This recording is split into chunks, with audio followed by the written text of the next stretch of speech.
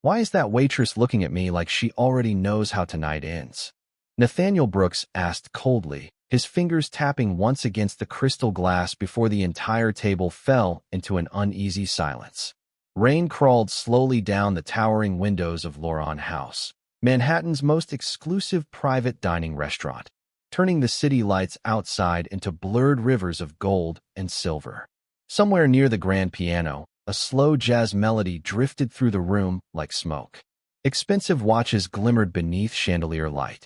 Champagne glasses clinked softly. Conversations about mergers and acquisitions floated through the air with rehearsed confidence. And in the middle of it all stood Clara Whitmore, silent as winter.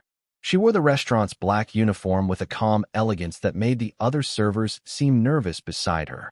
Her blonde hair was tied neatly behind her neck. No jewelry, no dramatic makeup, just pale blue eyes that noticed everything and revealed almost nothing. Nathaniel Brooks hated people who stayed unreadable. At 38 years old, he had built Brooks Capital into one of the largest private equity firms on the East Coast by reading people before they spoke. Fear, greed, ambition, weakness. He saw them all instantly. But the waitress standing near table 12 gave him nothing. "Mr. Brooks?" Clara asked softly, her voice almost drowned by the rain outside. "Would you like the Bordeaux now or after the appetizers?" Nathaniel looked up from the contract in front of him, visibly irritated that she had interrupted his train of thought. "I already answered that question 5 minutes ago. You asked to wait until Mr. Loron arrived, sir." Her tone remained perfectly respectful. No defensiveness, no attitude. That somehow annoyed him more. One of the investors sitting beside Nathaniel laughed awkwardly into his whiskey glass. "She remembers better than my assistant." Nathaniel didn't smile. His steel gray eyes stayed fixed on Clara for 1 second too long. Maybe she remembers because she doesn't say much else. Another quiet laugh circled the table. Clara simply nodded once. "I'll return when your guest arrives." Then she walked away without reacting. No embarrassment. No forced smile. Nothing. Nathaniel watched her disappear between tables while thunder rolled faintly above Manhattan. Strange. Most people either feared him or tried too hard to impress him. But Clara Whitmore moved around him like rain around stone. Unmoved. Untouched. He leaned back in his chair and loosened his cuff slightly. "Who is she?" he asked absent-mindedly. Daniel Mercer, his longtime legal advisor, glanced toward the dining floor. "The waitress?" "No idea. Been here a few months, I think." Nathaniel's eyes narrowed slightly as Clara stopped near another table to quietly help an elderly woman fold a napkin onto her lap. The gesture was small, careful, unhurried. "She stares too much," Nathaniel muttered. "Maybe she's just listening," Daniel replied. "That's usually what quiet people do." Nathaniel scoffed lightly. Quiet people are either insecure or hiding something. But even as he said it, his eyes drifted back toward Clara again. She moved gracefully through the restaurant, carrying a silver tray across one shoulder, while the pianist shifted into a slower melody near the windows. Outside, yellow cabs cut through sheets of rain below the skyscrapers. The city looked cold tonight. Hard, the way Nathaniel preferred it. His phone buzzed across the white tablecloth. A message from his assistant flashed across the screen. "Loron delayed. European investors arriving in 20 minutes." Nathaniel cursed quietly beneath his breath. A delayed deal tonight could cost his company nearly $80 million. Timing mattered. Precision mattered. Weakness destroyed leverage. "Another bourbon, sir?" Clara's voice returned beside him without warning. Nathaniel looked up sharply. She stood there calmly holding the bottle, her posture perfectly straight despite the chaos building around the dining room. "You really do appear out of nowhere, don't you?" he said. Clara poured the bourbon carefully. Amber liquid shimmered beneath chandelier light. "People usually notice only what they're looking for." Nathaniel paused. Something about the sentence irritated him instantly. It sounded too intelligent for casual conversation. "That's supposed to mean something?" he asked. Clara set the bottle down gently. "No, sir." But Nathaniel noticed it then. The smallest shift in her eyes. Not fear. Not admiration. Pity. The realization hit him like cold water. This waitress pitied him. Nathaniel leaned forward slightly, lowering his voice. "You know, silence can make people uncomfortable." Clara met his gaze evenly for the first time all night. Sometimes that's because silence gives them room to hear themselves. Daniel looked down into his drink to hide a grin. One of the younger executives nearly choked on his wine. Nathaniel stared at Clara for a long moment while thunder rumbled again beyond the glass walls of the restaurant. Then Clara stepped back politely. "Your European guests have arrived, Mr. Brooks." Nathaniel turned toward the entrance where three sharply dressed businessmen entered beneath dripping black umbrellas. But before he could stand, Clara quietly added one final sentence. Softly, calmly, like someone placing down a knife made of velvet. "And one of them is already angry." Nathaniel frowned immediately. What? But Clara had already walked away into the golden light of the restaurant, disappearing once more into the sound of rain, piano music, and the dangerous silence she carried so effortlessly. The three European investors entered Laurent House, carrying the kind of presence that made conversations lower automatically. Dark tailored coats dripped rainwater onto the marble floor while the hostess hurried forward with nervous professionalism.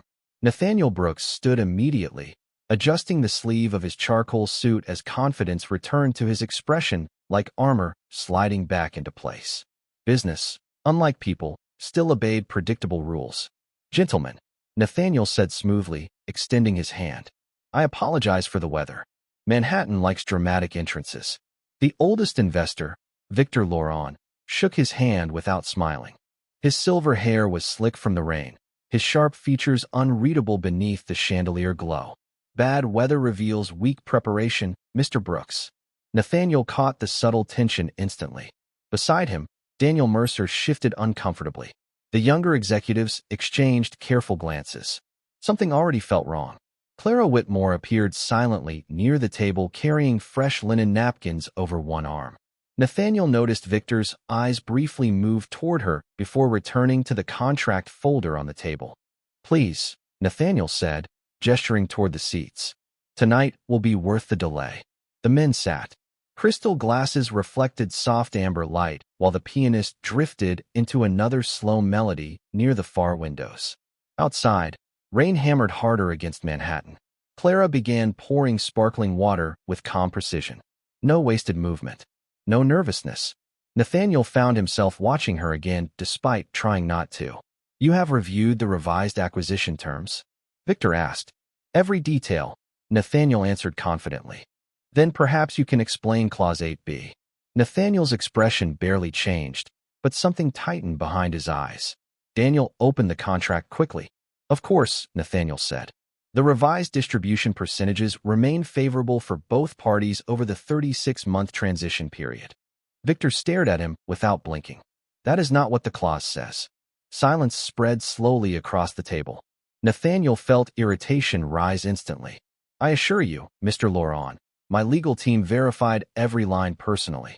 Victor leaned back in his chair. "Then your legal team should return to law school." One of the younger investors coughed awkwardly into his fist. Daniel's face lost color as he flipped through the contract pages faster. Nathaniel's jaw tightened. He hated losing control in public, especially in front of men who smelled weakness like sharks smelled blood. Clara stepped beside the table and quietly replaced an empty bread plate without interrupting. Nathaniel glanced toward her reflexively. Her expression remained composed, but she was listening. He could tell. Perhaps there was an issue during translation, Daniel offered carefully. Victor's cold smile appeared instantly. Interesting explanation. Considering the clause was altered in English, not French. Nathaniel felt heat crawl slowly into his chest. $80 million balanced on this dinner. One mistake tonight could destroy 6 months of negotiations. Around them, the restaurant continued moving elegantly through the storm. Wine glasses clinked. Silverware touched porcelain softly. But at table 12, tension thickened like smoke. "Bring the original draft," Nathaniel said sharply toward Daniel. "Now." Daniel hurried away immediately. Nathaniel exhaled slowly before forcing another polished smile toward the investors. "Gentlemen, I assure you this misunderstanding will be resolved within minutes." Victor folded his hands calmly. "I hope so." Clara reached for Victor's untouched wine glass. "Would you prefer the Bordeaux now, sir?" Victor looked at her briefly before answering in quiet French. "Only if disappointment pairs well with red wine." One of the younger executives chuckled nervously, clearly not understanding the comment. Nathaniel noticed Clara pause for half a second. Just half a second. Then she answered softly in flawless French. Sometimes disappointment simply means someone expected honesty. Victor looked up immediately. So did everyone else at the table. Nathaniel's eyes narrowed. Clara continued pouring the wine as if nothing unusual had happened. Smooth, precise, calm. Victor studied her carefully now. You speak French? He asked in English. Clara placed the bottle gently beside the table. Enough to understand when someone is upset, sir.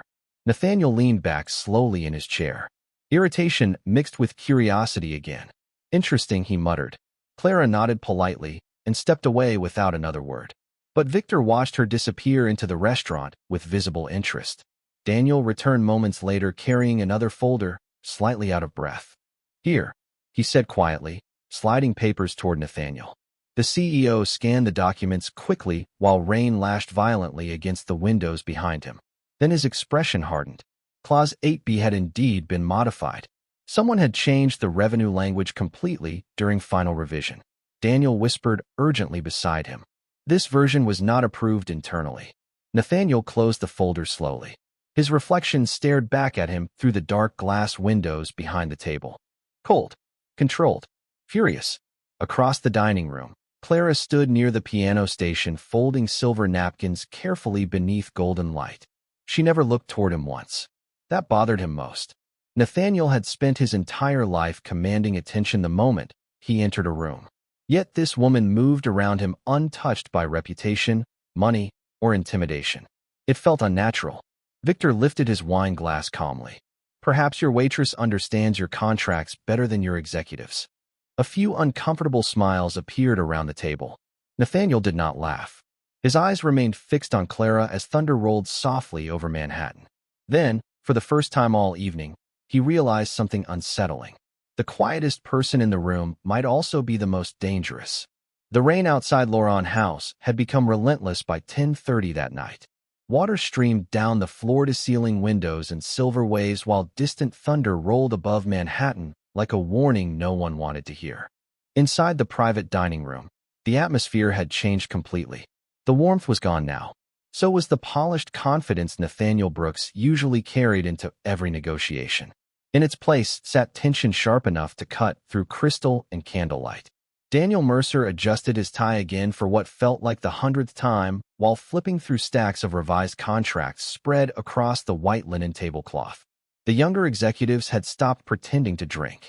Even the pianist near the windows seemed quieter now, letting soft notes drift carefully through the restaurant as though the building itself understood something fragile was unfolding. Victor Laurent remained perfectly calm.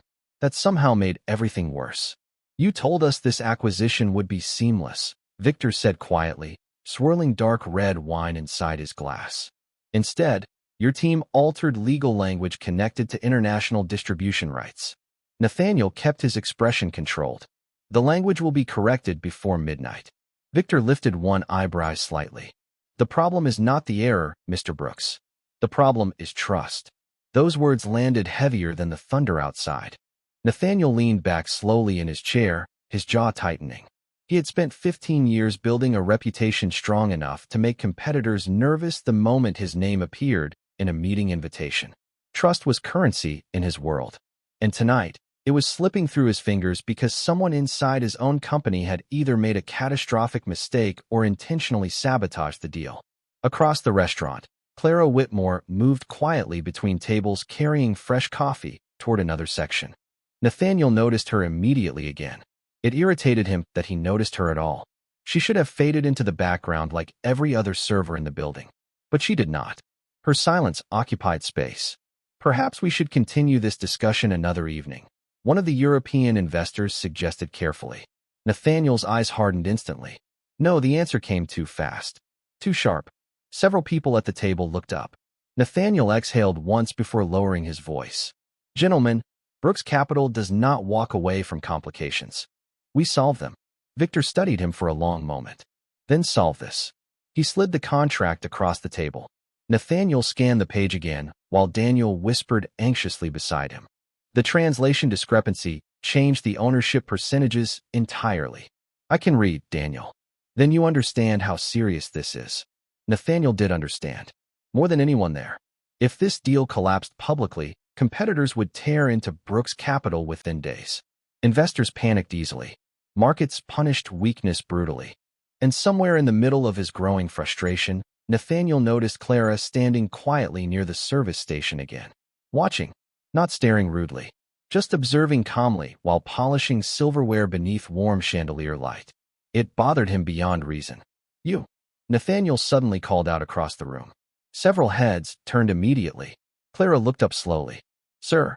Nathaniel gestured toward the contracts. "Since you seem unusually interested in international business tonight, perhaps you would like to explain what my legal team missed." Daniel froze beside him. One of the younger executives looked horrified. Even Victor narrowed his eyes slightly at the unnecessary cruelty hidden beneath Nathaniel's polished tone. Clara walked toward the table without rushing. No embarrassment colored her face. No fear appeared in her pale blue eyes. She simply stopped beside Nathaniel's chair with both hands lightly folded in front of her uniform. Calm. Always calm.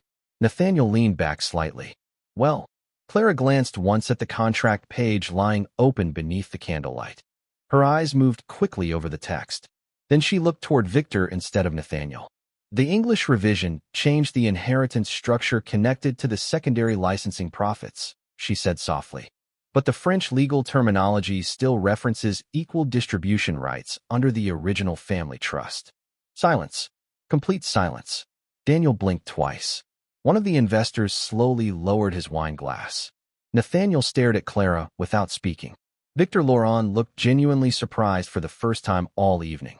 "You read legal French?" he asked quietly. Clara nodded once. "My father taught comparative linguistics." Nathaniel narrowed his eyes immediately. "And now you wait tables." The question came out colder than he intended. Clara met his gaze evenly. "People do many things after life changes unexpectedly." Her answer lingered in the air longer than anyone expected. Soft words.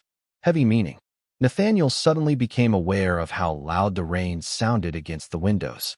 Clara reached toward the contract carefully. "There is also another issue." Daniel frowned. "Another issue?" Clara pointed gently toward the lower paragraph. "The revised wording removes protections for the Laurent family foundation after the merger." Victor's expression darkened immediately. "Exactly." Daniel looked pale now. "That clause should not have been removed." Nathaniel slowly stood from his chair. The movement was controlled, but tension radiated through him like static before lightning. "Leave us for 1 minute," he told his executives quietly. Nobody argued. Chairs shifted softly across marble floors as the younger associates quickly stepped away from the table. Daniel hesitated before following. Soon only Nathaniel, Victor, and Clara remained beneath the golden light of the private dining room. Nathaniel looked directly at Clara for several long seconds. "How did you catch that so quickly?" Clara picked up an empty coffee cup near the table and placed it neatly onto her serving tray. "Because the person who rewrote the clause used emotional language instead of legal language." Nathaniel frowned slightly. "What does that mean?" Clara's eyes moved briefly toward the rain outside. "Lawyers protect structure. Angry people try to punish." The words hit Nathaniel harder than he expected. Suddenly, the altered contract felt less like incompetence and more like betrayal. Someone inside Brooks Capital had wanted this deal to fail. And somehow the quiet waitress standing in front of him had seen the truth before his entire executive team. The storm over Manhattan showed no sign of ending. Midnight approached slowly beyond the rain-covered windows of Laurent House, while the city below dissolved into blurred headlights and reflections. Inside the private dining room, the atmosphere had changed in ways no one could ignore. The executives from Brooks Capital spoke less now. Victor Laurent no longer looked angry. He looked observant. And Nathaniel Brooks could not stop watching the waitress standing quietly near the service station as though she had not just exposed flaws inside an $80 million merger agreement. Clara Whitmore folded linen napkins with the same calm precision she had shown all evening. No triumph appeared on her face. No pride. If anything, she looked almost distant now, as though she regretted speaking at all. Nathaniel hated that feeling growing inside him. Curiosity. He preferred certainty. Curiosity created distractions. Distractions created mistakes. "How long has she worked here?" he asked quietly toward the restaurant manager standing nearby. The manager glanced toward Clara briefly. "About 7 months. Before that, I do not know, Mr. Brooks. Nathaniel's jaw tightened slightly. You hired someone without checking her background. The manager forced an uncomfortable smile. It is Manhattan, sir. Everyone arrives here after being someone else somewhere else. The answer lingered strangely in Nathaniel's mind. Across the room, Victor Laurent approached Clara personally while she prepared another tray of coffee cups. The older businessman spoke quietly in French again. This time Clara answered without hesitation. Smoothly, elegantly, like someone who had spent years inside rooms far more sophisticated than this restaurant. Nathaniel noticed Victor smiling for the first time all night. That irritated him more than it should have. Daniel Mercer stepped beside him carrying revised paperwork. The corrected contracts are ready for review. Nathaniel barely looked at them. Who had final editing access? Daniel hesitated. Only senior legal staff. Names. Nathaniel, this can wait until tomorrow. No, his voice dropped lower. Sharper. Someone inside my company tried to sabotage this deal. Daniel lowered his eyes immediately. I will investigate personally. Nathaniel nodded once before glancing back toward Clara again. Victor now stood beside her near the piano, speaking with visible respect while she listened quietly. It looked wrong somehow. A billionaire investor treating a waitress like an equal. Interesting woman, Victor said as he returned to the table minutes later. Nathaniel reached for his bourbon glass. Apparently, Victor studied him carefully. You are uncomfortable. Nathaniel gave a dry smile. I do not enjoy surprises. No, Victor lifted his wine calmly. You enjoy control. The words landed softly but directly. Nathaniel said nothing. Outside, thunder rolled above the city while lightning briefly illuminated the dark glass walls of the restaurant. The piano melody slowed again. Quiet. Reflective. You mocked her earlier, Victor said after a moment. Nathaniel's expression hardened slightly. I did not realize my dinner conversations were under review tonight. Everything is under review when character reveals itself. Nathaniel leaned back in silence. Across the room, Clara bent carefully beside an elderly customer, helping him adjust his coat before he left the restaurant with his wife. Small gestures. Thoughtful gestures. She moved through the room like someone carrying invisible weight without complaining about it. Nathaniel suddenly remembered her words from earlier. Sometimes silence gives people room to hear themselves. The sentence bothered him because he understood it too well. His entire life had been filled with noise. Boardrooms, reporters, negotiations, constant movement, constant pressure. He could not remember the last time he had sat quietly long enough to hear anything real inside himself. Sir, Clara's voice interrupted his thoughts softly as she approached the table once more. Nathaniel looked up immediately. She placed a fresh cup of coffee beside Victor before turning toward Nathaniel with professional calm. Would you like another bourbon? No, the answer came automatically. Then after a pause he added, coffee. Clara nodded once. Black. Nathaniel frowned slightly. How did you know? Clara adjusted the silver spoon beside his cup. People who carry too much pressure usually stop adding sugar. For a second nobody spoke. Even Daniel looked away awkwardly. Nathaniel stared at Clara carefully now. The rain outside softened slightly against the windows, turning into long silver streaks beneath the city lights. You analyze everyone this way? He asked. Clara met his gaze evenly. No, then why me? Her eyes drifted briefly toward the contract folders scattered across the table. Because powerful people are often the loneliest people in the room. Nathaniel almost laughed at the absurdity of it. A waitress psychoanalyzing him beside million-dollar negotiations in the middle of Manhattan. And yet something inside him reacted before his pride could stop it. Not anger. Recognition. Clara stepped back politely after placing the coffee down. But before she could leave, Nathaniel spoke again. Where did you learn legal French? Clara paused. Just briefly. My father believed language was the closest thing people had to truth. And where is he now? The question slipped out before Nathaniel realized how personal it sounded. Clara's fingers tightened almost invisibly around the edge of her serving tray. Then she answered quietly. Gone. No drama. No explanation. Just one word heavy enough to silence the entire table. Nathaniel watched her walk away slowly through the golden restaurant light, while something unfamiliar settled uncomfortably inside his chest. Regret.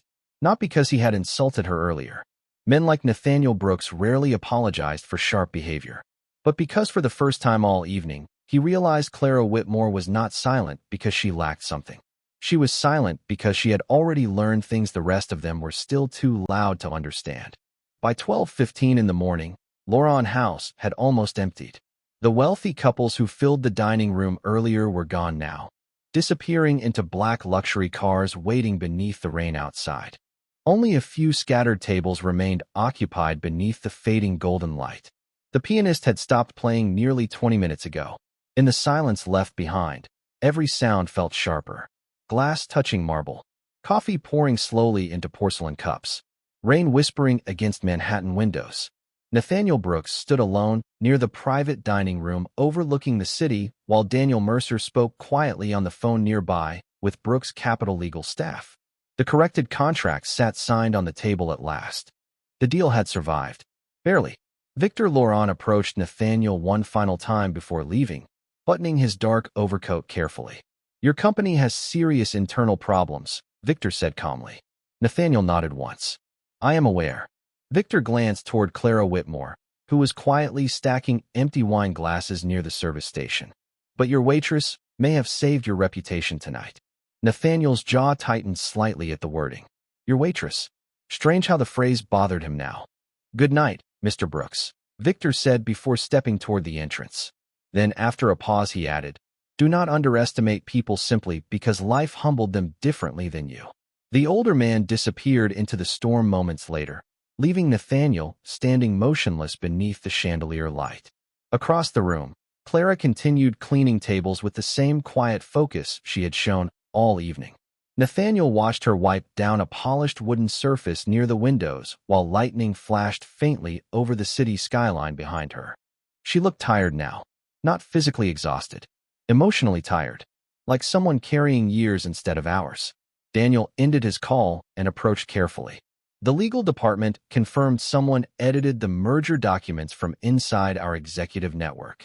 Nathaniel looked toward the rain-covered windows. Who? Daniel hesitated. We are still tracing access records. Nathaniel said nothing for several seconds.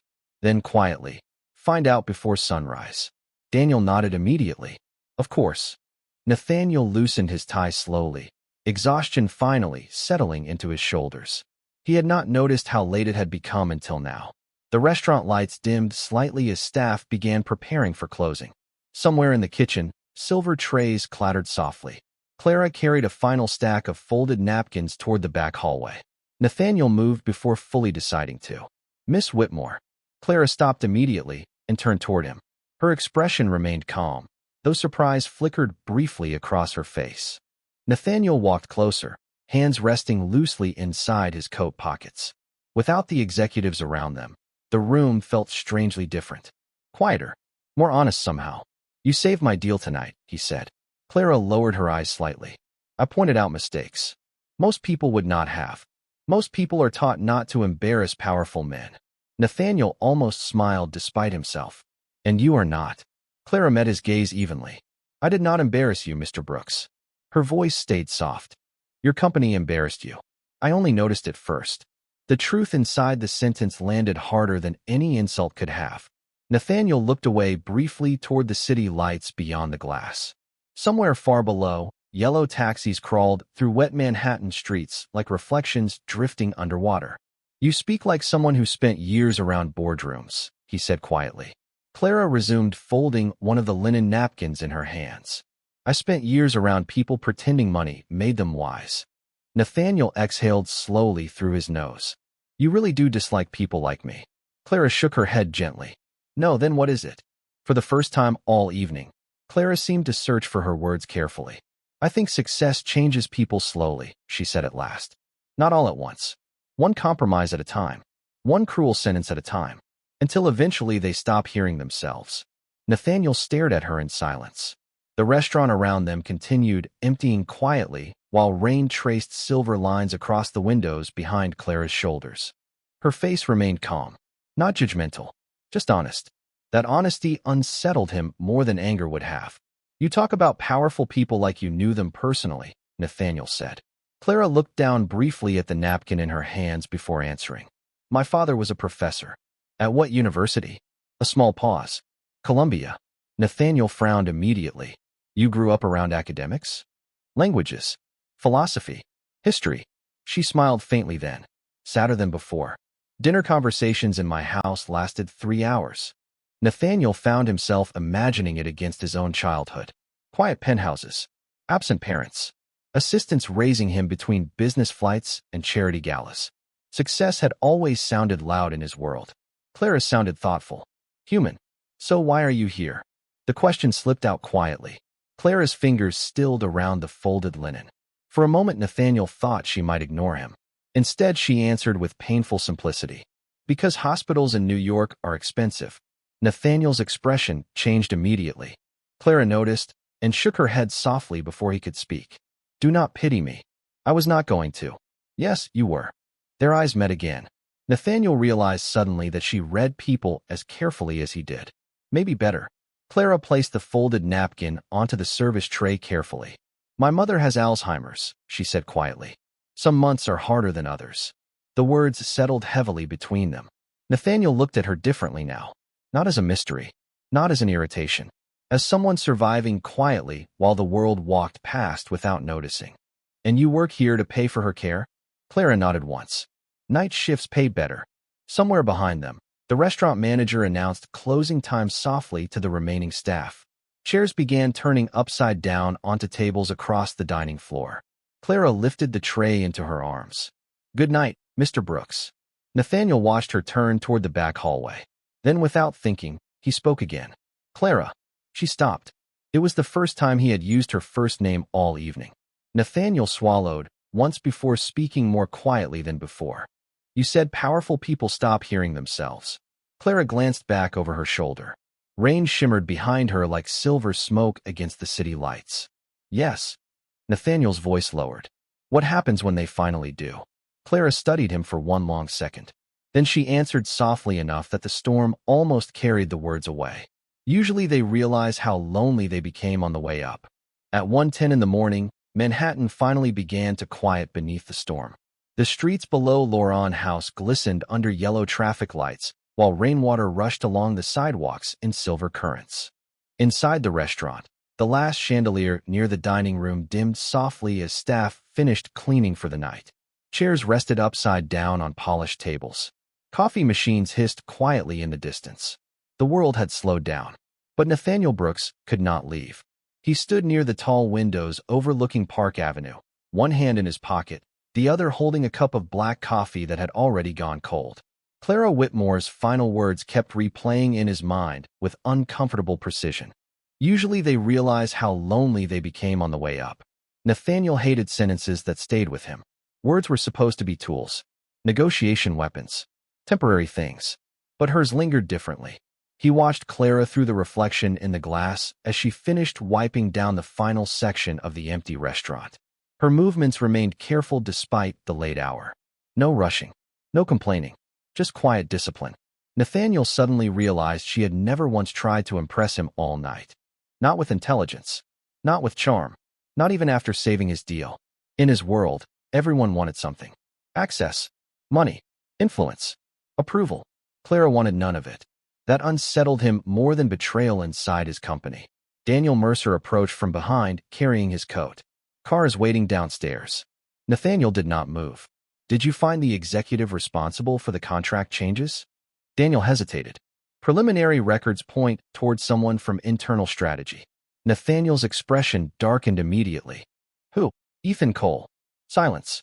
Rain whispered softly against the windows. Nathaniel closed his eyes briefly. Ethan had worked beside him for almost 8 years. Trusted, respected, promoted personally by Nathaniel himself. Why?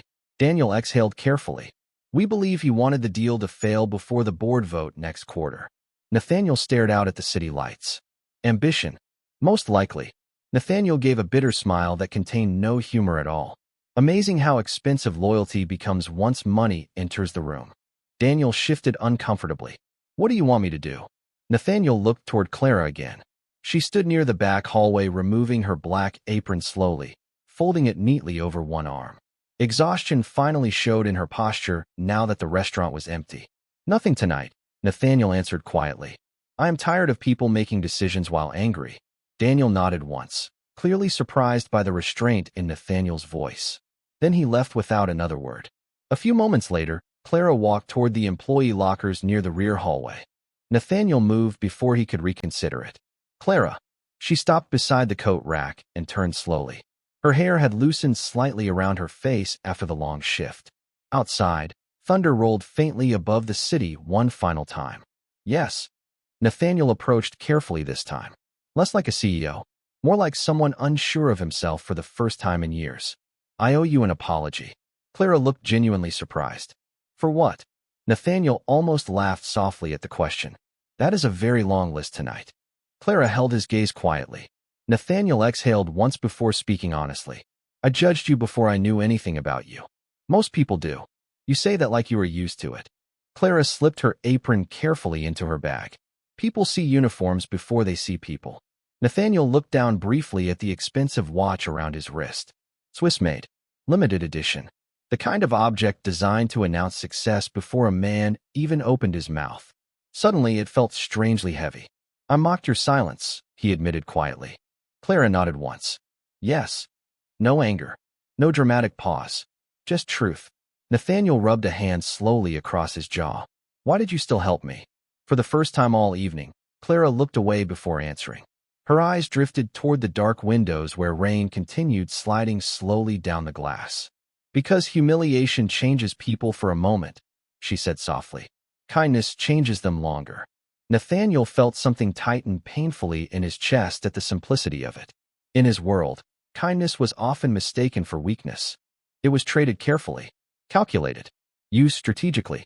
But Clara spoke about it like something sacred, natural, necessary. You really believe people can change? He asked. Clara smiled faintly, sad and warm at the same time. I have to believe that. Silence settled gently between them. Somewhere deeper inside the restaurant, kitchen staff laughed quietly while finishing cleanup. The sound felt distant, human. Nathaniel realized suddenly how rarely he spent time around ordinary moments anymore. Everything in his life had become measured by profit margins, negotiations, quarterly forecasts, investor confidence. Even relationships felt transactional now. Controlled. Managed. Clara lifted her coat from the nearby chair. It was old. Simple wool. One sleeve slightly worn near the wrist. Nathaniel noticed it immediately and hated himself for noticing. How is your mother doing? He asked quietly. Clara paused with visible surprise again. Some days she remembers my name, she answered softly. Some days she thinks I am her sister. Nathaniel lowered his eyes briefly. That must be difficult. Clara buttoned her coat slowly. Losing someone little by little is a strange kind of grief. The sentence landed in the room with painful honesty. Nathaniel suddenly remembered his own father during the final years before the heart attack. Always working, always distracted, present physically but absent everywhere else. They had spent entire dinners speaking only about markets and performance numbers until eventually there was nothing personal left to say. I am sorry, Nathaniel said quietly. Clara looked at him carefully then. Really looked at him. The sharp edges around her expression softened slightly for the first time all night. You do not have to apologize for every painful thing in the world, Mr. Brooks. Nathaniel almost responded automatically, then stopped, because for once, he did not know how. Clara adjusted the strap of her bag over her shoulder and walked toward the exit. Just before opening the door into the storm, she paused one final time. You asked earlier what happens when powerful people finally hear themselves. Nathaniel lifted his eyes toward her immediately. Clara's hand rested against the brass door handle while rain shimmered behind the glass like silver smoke. Sometimes, she said softly, they realize success sounds very different when there is nobody left they can share it with. Then she stepped out into the rain and disappeared into the sleeping city, leaving Nathaniel Brooks standing alone inside the silence she somehow understood better than anyone he had ever met. 3 days passed before Nathaniel Brooks saw Clara Whitmore again, but her voice remained inside his head longer than any board meeting ever had. Manhattan returned to its usual rhythm after the storm. Black cars crowded the streets again. Stock numbers climbed and fell across giant screens inside Brooks' Capital. Executives moved quickly through glass hallways carrying expensive coffee and controlled expressions. Everything looked normal, but Nathaniel no longer felt normal inside it. He sat alone in his 42nd floor office early Thursday morning while sunlight reflected coldly against the skyscrapers outside. The city stretched endlessly beneath him like a machine that never rested. Usually that view made him feel powerful. Today it only made him feel tired. Daniel Mercer entered carrying a thin black folder. We completed the internal investigation. Nathaniel did not look up immediately, and Daniel placed the folder carefully onto the desk. Ethan Cole altered the merger clauses intentionally. He believed damaging the Loron acquisition would weaken your position before the board vote next quarter. Nathaniel finally lifted his eyes. Because he wanted my chair. Daniel nodded slowly. Most likely. Nathaniel leaned back silently while sunlight glimmered against the crystal whiskey decanter near his office bookshelf. Betrayal should have angered him more. Instead, he felt strangely empty. Ethan had not been the first ambitious executive willing to destroy relationships for power. He would not be the last. In Nathaniel's world, people climbed by stepping on whatever slowed them down. Sometimes even each other. What do you want done? Daniel asked carefully. Nathaniel looked toward the city again. Nothing public. Daniel blinked. Nathaniel, he tried to sabotage an international acquisition. I know. Then why protect him? Nathaniel remained quiet for several seconds before answering. Because humiliation changes people for a moment. Daniel frowned slightly in confusion. Nathaniel almost smiled bitterly at himself. Clara's words again. Everywhere now. Remove him quietly, Nathaniel said. Give him severance. No lawsuits. No public destruction. Daniel studied him carefully. You have changed this week. Nathaniel looked down at the untouched coffee beside his desk. Cold already. Maybe I finally heard myself. Daniel said nothing after that. He simply nodded once and left the office quietly. Nathaniel remained alone with the silence. By 6:30 that evening, he found himself standing outside a small cafe on the Upper West Side, holding an umbrella against light rain. The sign above the window read Hawthorne Cafe in faded gold lettering. Warm yellow light glowed softly through fogged glass windows, while jazz music drifted faintly onto the sidewalk. Nathaniel stared at the place for several seconds before stepping inside. The cafe smelled like cinnamon, coffee beans, and old books. Nothing expensive. Nothing designed to impress anyone. Small wooden tables lined the windows beside shelves filled with worn novels and handwritten community flyers. A young college student typed quietly near the corner. An older couple shared tea beside the front counter. The entire place felt calm in a way Nathaniel had almost forgotten existed. Then he saw her. Clara sat alone near the back window wearing a dark gray sweater, reading from a thick hardcover book while steam curled softly from a ceramic coffee mug beside her. No waitress uniform. No polished restaurant lighting. Just Clara. Real. Human. Her blonde hair rested loosely around her shoulders now, and reading glasses sat low across her nose while rain traced silver lines behind her through the cafe window. Nathaniel realized immediately how beautiful silence could look when it belonged to someone peaceful. Clara noticed him standing there after a moment. Surprise crossed her face briefly before she closed the book carefully. Nathaniel approached slowly. I hope I am not interrupting. Clara removed her glasses calmly. You tracked me down. Nathaniel glanced toward the coffee counter awkwardly. That sounds more alarming than it actually is. A faint smile touched Clara's lips before disappearing again. How did you find this place? Your manager mentioned you come here after shifts sometimes. Clara leaned back slightly in her chair. And billionaires usually investigate waitresses after business deals. Nathaniel accepted the quiet criticism without defensiveness this time. Usually no. Clara studied him carefully for a long moment. Then she gestured toward the empty chair across from her. Sit down before people start assuming you own the building. Nathaniel sat slowly while soft jazz drifted through the cafe around them. The waitress behind the counter brought him black coffee without asking after recognizing him from financial magazines. Nathaniel noticed Clara watching that interaction carefully. See, she said softly. Power changes rooms before words do. Nathaniel wrapped his hands around the warm ceramic cup. You really believe money ruins people? Clara shook her head gently. No, I think fear ruins people. Fear of what? Clara looked out the rain-covered window beside them. Becoming invisible. Becoming ordinary. Losing control. Nathaniel stared at her quietly. The honesty in her voice felt dangerous because it sounded true. And what are you afraid of? He asked. Clara smiled sadly at the coffee in front of her. Forgetting my mother while she is still alive. The answer hit him harder than expected. Outside. Headlights reflected across wet pavement, while pedestrians hurried beneath umbrellas along the sidewalk. Inside the cafe, warm light softened everything. Nathaniel lowered his voice slightly. How long has she been sick? Clara folded her hands carefully around her mug. For years. And you handle it alone? She nodded once. Most days. Nathaniel watched her silently. He had spent years surrounded by assistants, executives, chauffeurs, private doctors, concierge services. Every inconvenience in his life disappeared before fully arriving. Yet somehow the woman sitting across from him carried more emotional weight than anyone he had ever met. And she carried it quietly. You know, Nathaniel said after a moment, most people would have used what they knew at that dinner to gain something from me. Clara met his eyes evenly. That is because most people think powerful men are the answer to their problems. And you do not. Clara lifted her coffee slowly.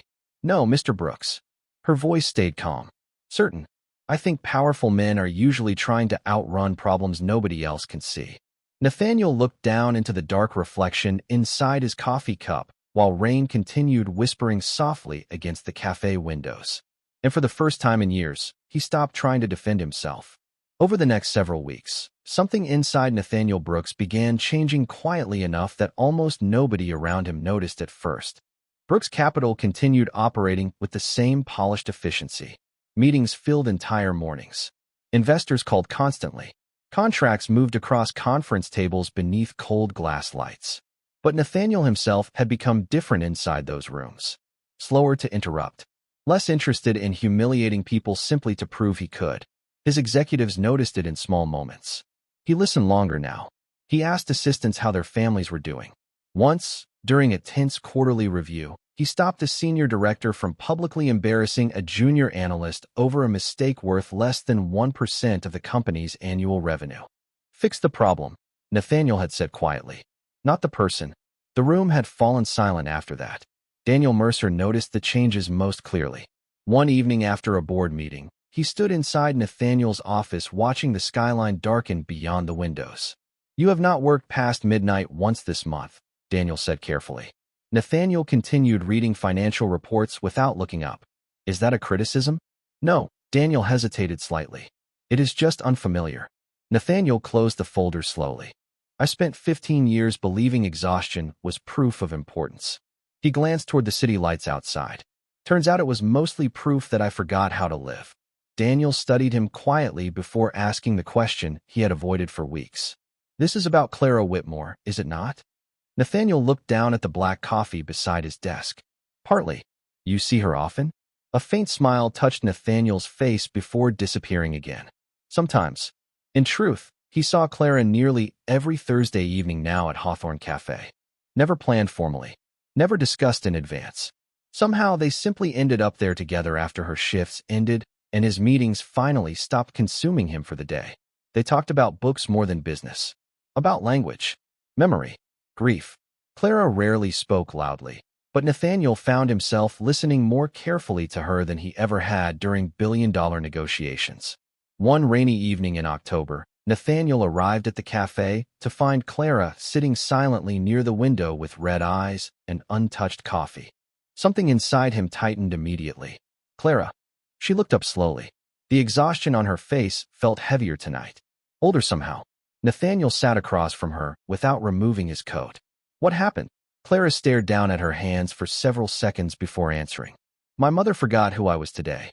The cafe around them faded into soft background noise. Distant jazz music drifted quietly near the counter while rain whispered against the windows behind Clara's shoulders. Nathaniel felt helpless in a way he hated.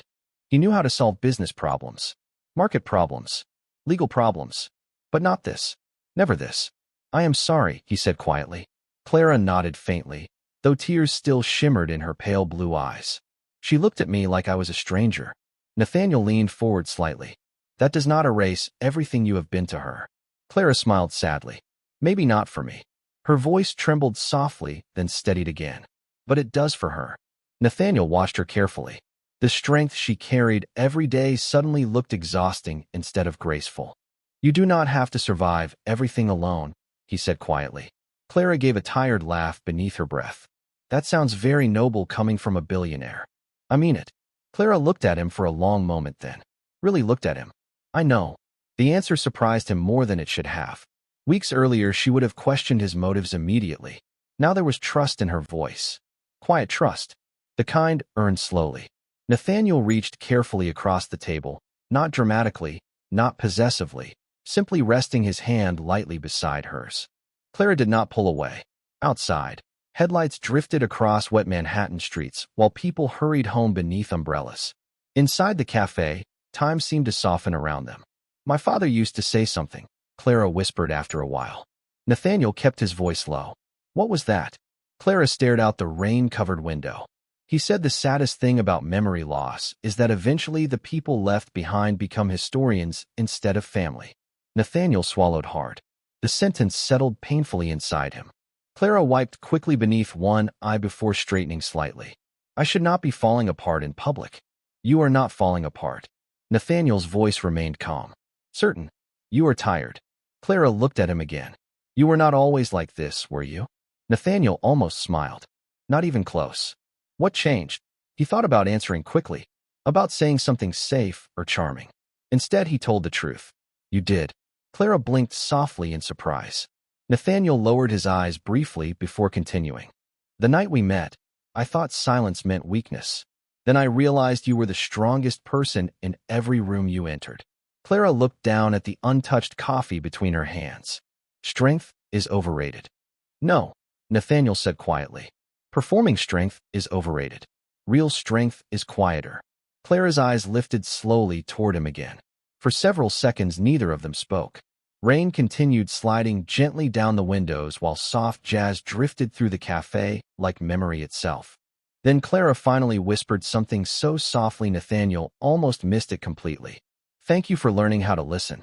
And for the first time and longer than he could remember, Nathaniel Brooks felt something deeper than success settle quietly inside his chest. Peace. Winter arrived quietly in Manhattan that year. The trees lining the Upper West Side lost their final golden leaves while cold wind moved between skyscrapers carrying the smell of snow and coffee through the city streets. Inside St. Margaret's Medical Center, the fluorescent hallway lights glowed softly against polished floors as nurses moved carefully between patient rooms, speaking in low voices. Nathaniel Brooks stood near the window outside room 417 with both hands resting in the pockets of his dark wool coat. Snow drifted slowly beyond the glass behind him, covering the city in white silence. Clara Whitmore sat beside her mother's hospital bed inside the room, reading softly from an old leather-bound novel while the older woman slept peacefully beneath warm blankets. Nathaniel watched through the partially open doorway without interrupting. Clara's voice moved gently through the room like music. Calm, patient, loving. Even after months, the sight still humbled him. He had seen billion-dollar negotiations collapse. He had seen executives destroy lifelong friendships for promotions. He had watched powerful men panic over temporary losses while pretending confidence in front of cameras. But this woman sat every evening beside a mother slowly forgetting the world, and somehow still spoke with kindness. That felt stronger than anything Nathaniel had ever built. A nurse stepped quietly from the room and offered him a sympathetic smile. She stayed overnight again. Nathaniel nodded once. Does she ever go home? The nurse sighed softly. Only when we force her to. Nathaniel looked through the doorway again. Clara brushed a strand of silver hair gently away from her mother's forehead before continuing to read. The scene felt unbearably human. Small, quiet, important in ways money could never measure. His phone buzzed suddenly inside his coat pocket. Another board member. Another investor concern. Another meeting request. Nathaniel silenced the phone without checking the message. 6 months ago, he would have answered immediately. Now he left the world waiting more often.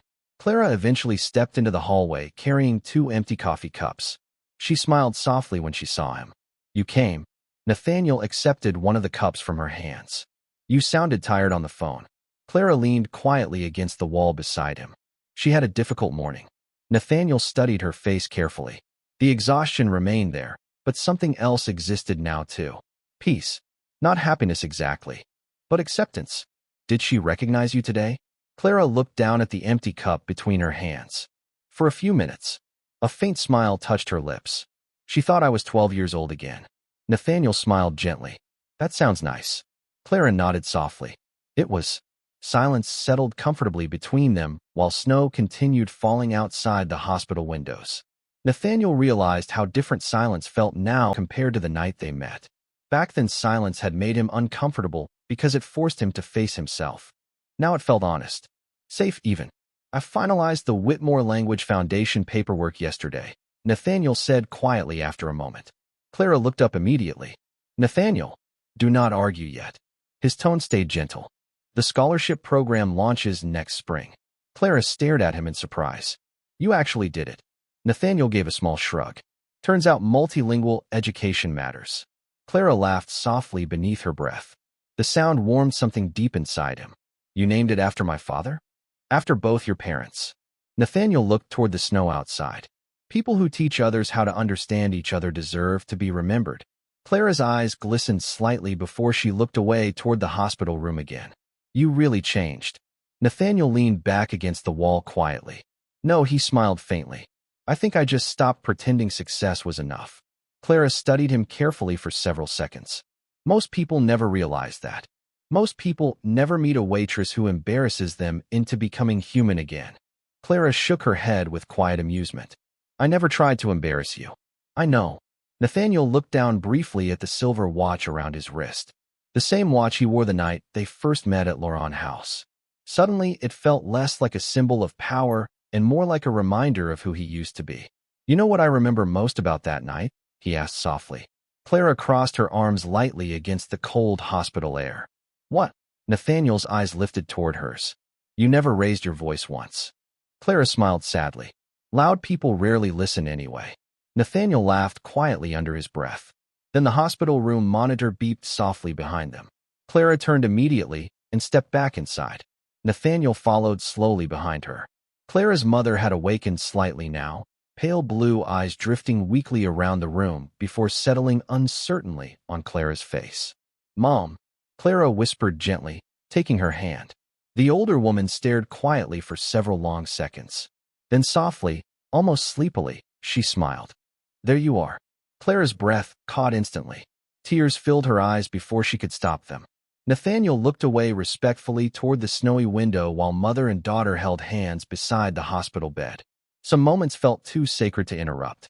10 minutes later, after Clara's mother drifted peacefully back to sleep, Clara stepped quietly toward the hallway again.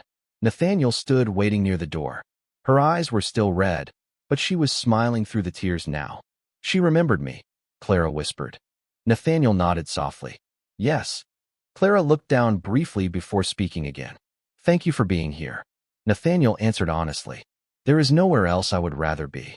Snow continued falling gently over Manhattan outside, while warm hospital lights glowed softly against the windows. And standing there beside the woman he once mocked for her silence, Nathaniel Brooks finally understood something success had never taught him. The most powerful people in the world were not the loudest ones. They were the ones who stayed kind after life gave them every reason not to be.